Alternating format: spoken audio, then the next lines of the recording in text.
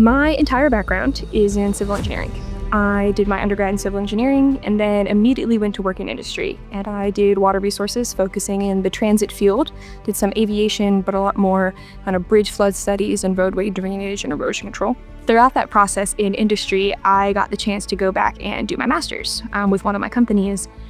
And through that master's, I got the chance to teach. So I was really seeing a full-time industry employment with being a full-time master's student and seeing those things work in tandem. And I'd go to work every day and I'd say, oh, these people on my team, they're really passionate about this. You know, they're passionate about what water has in store for them. And then I'd go and do my teaching job and commit to my full-time student lifestyle. And that would really strike my passions a lot more in the ways that I was seeing with the people I was working with in industry.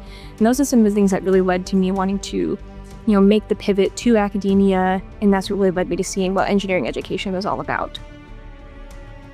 UF stood out to me because of the faculty members here, and the faculty actually wanted to know who you were. There was a lot of push from the start. As soon as I applied, before I even applied, I initially just reached out to faculty members in the program. It was like, I think I'm interested in this. It wasn't even, I want to do this and here's all the bells and whistles.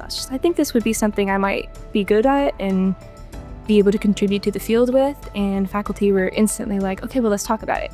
I wasn't even in their labs or in the program yet, and they were interested in actually who I was as a person and who I could be for them and what the things I could do outside of the department were. And that makes a difference when people actually pay attention to you in the process.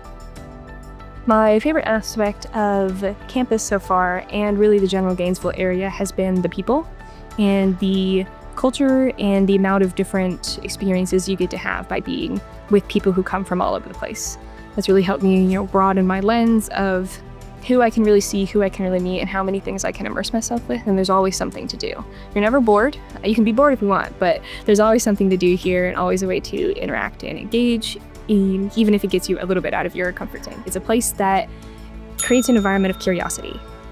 There's no one here who's ever going to shut you down when you're curious in something, and there's always someone who is willing to have you engage in something of their work. If you're interested in something else, if you're even wanting to start something else of your own, someone out there is always going to be there to help you guide the steps. They never want to shut you down. They're really all about innovation and growth, and they really kind of push that to the forefront with their students from the bottom up.